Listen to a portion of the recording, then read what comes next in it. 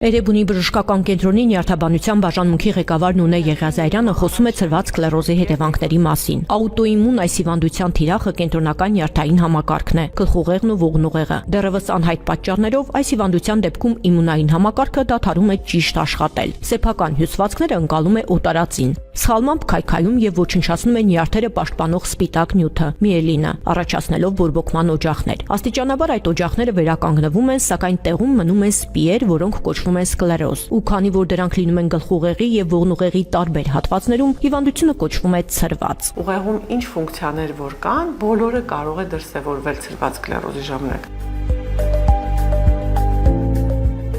Սպիերը կարող են առաջանալ գլխուղեղում, ողնուղեղում, շարժիչ կենտրոններում, աչքերի նյարդերում, միզարձակման եւ սեռական ֆունկցիան հսկող օրգաններում, զգացողական ու հավասարակշռությունը կարգավորող կենտրոններում։ Կախված դրա առաջացման վայրից, պացիենտի մոտ հայտնվում են տարբեր ախտանշաններ։